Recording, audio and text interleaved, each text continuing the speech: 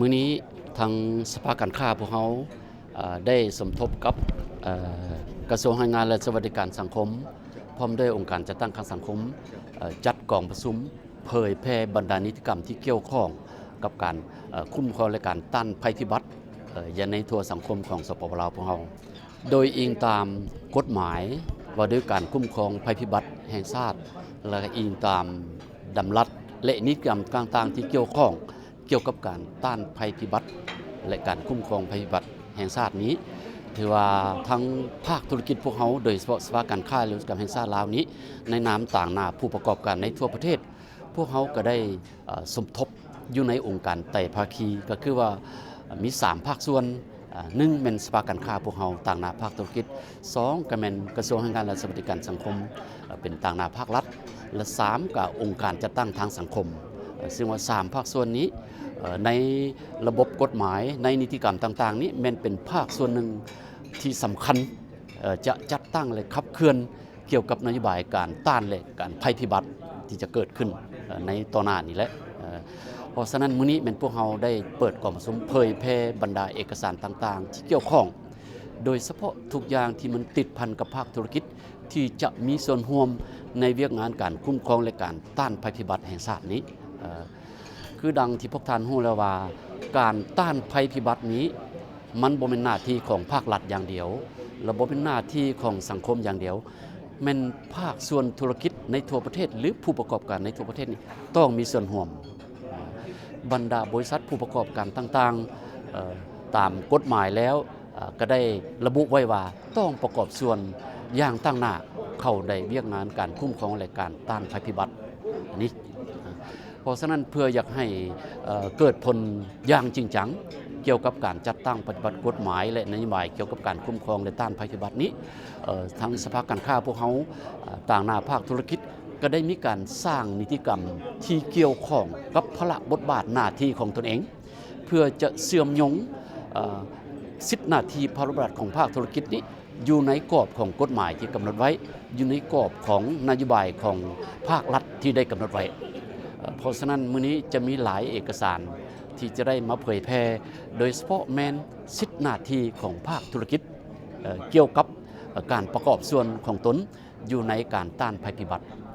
อันที่2ก็มันเกี่ยวกับกลไกการพัวพันกับภาครัฐโดยเฉพาะแมนทั้ง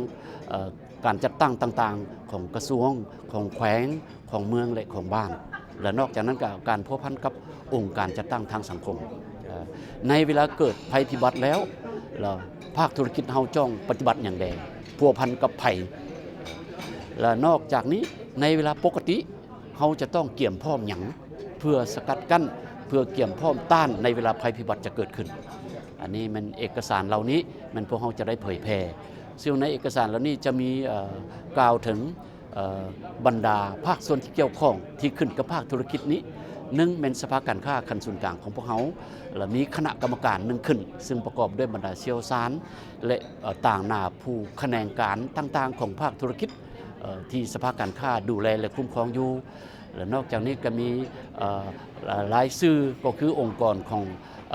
ขันแขวงภาคธุรกิจขันแขวงเขาก็มีสภาการค้าขันแขวงมีสภาการค้าขันเมืองและขันสมาคมต่างๆอยู่ขันแขวงและขันเมืองจะต้องได้ประกอบส่วนและนอกจากนี้จะได้เว้าถึงกลไกการประสานสายพวกพันทั้งสายตั้งและสายขวงต่างๆนี้ที่พวกเราจะต้องได้ปฏิบัติในเวลามันมีสันติภาพเขาต้องกะเกี่ยมแบบใดและในเวลาที่มันมีภัยพิบัติเกิดขึ้นเขาต้องเฮ็ดอย่างใดเจ้าก่อนอื่นเหมือนกับขอแสดงความขอบใจอีกครั้งหนึ่งที่ให้โอกาสข้าพเจ้าในนามต่างหน้าของทั้งภาคธุรกิจโดยเฉพาะกับจากสภาการค้าอุตสาหกรรมแห่งชาติลาวได้มาประกอบความคิดความเห็นต่อกองประชุมดังกล่าวนี้ซึ่งเป็นกองประชุมหนึ่งที่มีความหมายความสำคัญอย่างยิ่งต่อกับภาคธุรกิจของเราซึ่งว่ามันเป็นการประกอบส่วนทางด้านสังคมเนาะนอกจากที่ธุรกิจแล้วมีผลกำไรแล้วเนาะแน่นอนก็ต้องได้มีการส่งทุนคืนให้กับสังคมก็โดยเฉพาะแม่นการเฮ็ดประกอบส่วนทางด้านเรื่องภัยพิบัติที่อาจจะเกิดขึ้นนี่แหละเนาะสำหรับพวกเขาจะต้องมีการกล้าเกี่ยมอย่างคักแน่ทางภาคธุรกิจของเราก็ได้เป็นสร้างกลไก หรือว่าได้เข้าร่วมนะกลไกการประสานงานระหว่างภาครัฐภาคธุรกิจและภาคสังคมก็คือ LDPP แนะนำเป็นภาษาอังกฤษเนาะซึ่งมีทั้ง3ภาคส่วนได้เข้าร่วมจากต่างๆทั้งภาครัฐภาคธุรกิจและก็ภาคทางสังคมกลไกดังกล่าวนี้ก็เป็นกลไกประสานงานในการตอบโต้จากเกียมและตอบโต้ต่อภัยพิบัติเนาะ ปัจจุบันภัยพิบัติและก็ผลกระทบจากการเปลี่ยนแปลงสภาพดินฟ้าอากาศแมนเกิดขึ้นทีและก็มีความรุนแรงขึ้นเรื่อยๆข้าพเจ้าเห็นว่าการร่วมมือ3ฝ่ายระหว่างภาครัฐภาคธุรกิจและองค์การจัดตั้งสังคมแม่นมาหัวใจสำคัญในการสร้างความพร้อมในการตอบโต้กับภัยพิบัติที่เกิดขึ้นในปัจจุบันและอีกอันนึงแม่นเดี๋ยวนี้แม่นพวกเฮามีการร่วมมือ3ฝ่ายและบทบาทขององค์การจัดตั้งสังคมในการร่วมมือ3ฝ่ายนี้แม่นพวกเฮาจะสืบต่อเป็นขวดต่อระหว่างภาครัฐและภาคธุรกิจเพื่อให้สามารถเข้าถึงชุมชนและนำเอาเสียงของชาวบ้านเข้ามาในการสร้างนโยบายให้เตรียมพร้อมให้ประชาชนเตรียมพร้อมแล้วก็บ่ให้เขาเจ้าถูกปล่อยปละไว้ทางหลังในการรับมือกับการตอบโต้ภัยพิบัติและก็ฟื้นฟูผลกระทบจากภัยพิบัติที่เกิดขึ้นและการที่ว่ามีคู่มือและเอกสารสำหรับการร่วมมือทั้ง3ฝ่ายนั้นข้าพเจ้าเห็นว่ามันจะช่วยให้พวกเฮาบ่เฮ็ดเวียกซ้ำซ้อนกันและก็มันจะเป็นเอกสารที่จะเป็นที่ชี้นำให้พวกเฮาร่วมมือกันและก็ประสานงานกันเพื่อสร้างชุมชนที่เกี่ยมพร้อมมีความทนทานและก็มีความสามารถในการรับมือตอบโต้กับภัยพิบัติที่จะเกิดขึ้นในอนาคตเจ้ากลไกการร่วมมือ3ฝ่ายเนาะในการเตรียมพร้อมตอบโต้ภัยพิบัติเนาะหรือว่าพวกเขาเอิ้นว่า LDPP นี่ก็แม่นถือว่าเป็นกลไกที่ว่ามีความสำคัญเนาะเพราะว่าเป็นกลไกเป็นเวทีให้แก่การร่วมมือของทั้ง3ภาคส่วนเนาะก็คือภาครัฐบาลภาคธุรกิจแล้วก็องค์การจัดตั้งทางสังคมซึ่งคือดังพวกเราฮู้นำกันนั่นว่า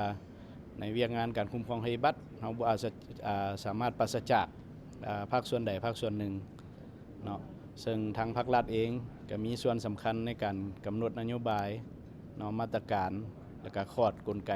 ต่างๆส่วนภาคเอกชนภาคหรือว่าภาคธุรกิจหั่นเนาะเพิ่นก็มีท่าแฮงในเรื่องของบุคลากรทรัพยากรเทคโนโลยีรวมถึงนวัตกรรมเนาะที่ทันสมัยที่จะช่วยในเวียกงานการตอบโต้หรือว่าเวียกงานการคุ้มครองภัยพิบัติของสปป.ลาวรวมถึงภาคองค์การจัดตั้งสังคมหรือว่าพวกเขาเอิ้นว่า CSO หั่นเนาะเพิ่นก็แม่นว่าเป็นองค์การที่ว่าเฮ็ดเวียกติดพันกับชุมชนอยู่แล้วเนาะเฮ็ดเวียกกับสังคมกับชุมชน